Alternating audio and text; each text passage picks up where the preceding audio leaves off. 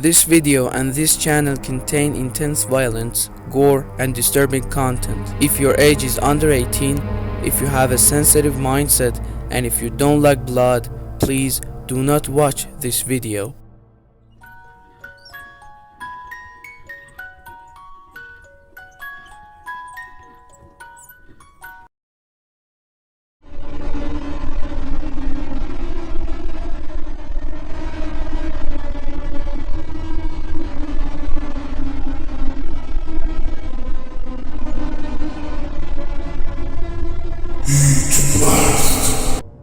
That was unbelievable. He transformed into a fiery creature.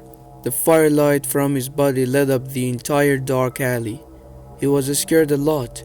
He didn't know what to do. He thought that he was burning. All of them watched him in fear. The killer suddenly went silent. When he realized he was on fire but felt no pain, his restlessness faded. He looked at them. Damn. The thought of killing still hadn't left his mind. Staring at them with burning eyes, he shouted, that word. It was the name he had chosen for the alien he had turned into. Without hesitation, he approached one of them and thrust his hand deep into their chest.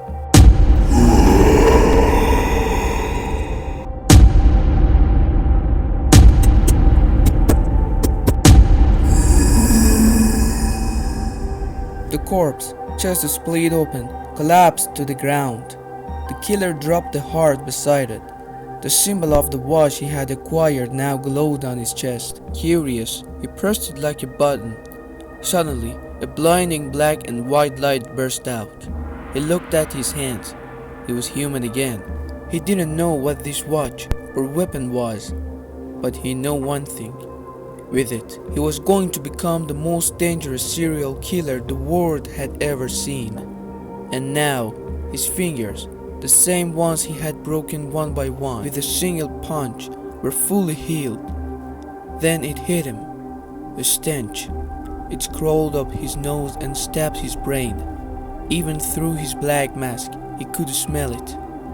He looked at the wet ground. Damn, it smelled like urine. Someone revealed themselves there, or maybe those people were so afraid that they wet themselves and ran away. The thought made him laugh, loudly, a twisted laugh that echoed through the dark alley. Morning came. Julie was sitting on her bed, her mind completely overwhelmed by fear of the killer. Her parents were outside, packing up some essential stuff, getting ready to leave for her dad's brother's house. Suddenly, the door opened and Julie jumped up, but it wasn't anything to worry about. It was just her mother holding her phone. Your phone's ringing, her mother said. Julie got out of her bed and walked toward her mom with a troubled face. Trying to reassure her, her mom said, "Don't worry, you don't need to be this scared. We'll be out of here by tonight." Julie gave a faint smile, took the phone, and answered as her mom left the room. Hello? Her best friend Gwen was on the other end. "Julie, are you okay? I heard the killer attacked you." "It was terrifying," Julie answered. "Do you have time to talk now?" Gwen asked. "Not really. I'm not sure when I'll be free," Julie answered. Suddenly, a loud crashing sound came from Gwen's side. "Oh, sorry. I gotta go. I'll call you later," Gwen said and hung up. They were supposed to leave for her uncle's house before nightfall. This house no longer brought them any comfort. Only fear and intense anxiety filled its walls. The killer knew Julie now. He even knew where she lived. At any moment, he could find a way in and end her life.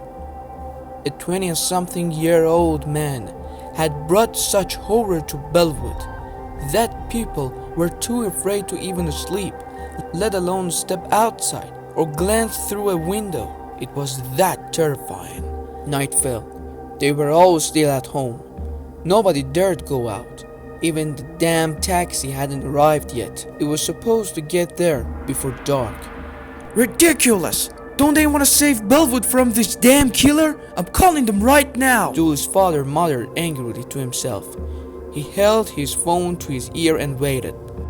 Hello? One of Bellwood's few perks.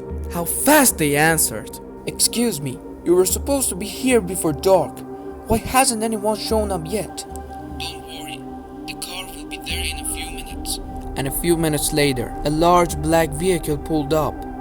They locked the doors behind them and quickly grabbed their backpacks, rushing into the car. As soon as they were inside, the car took off. On the way, Julie's father struck up a conversation with the driver. Have you ever wondered why the killer calls himself Death 10? I'm really curious what that number means. The driver answered in a cold, serious tone. No one knows. Some say he kills 10 people every day. Others say he's had 10 glorious deaths. Or something like that. There are a lot of stories, but nobody really knows anything about him. Julie's father, his curiosity growing, asked, So how did this damn guy first show up? Still driving and keeping an eye on the road, the driver replied.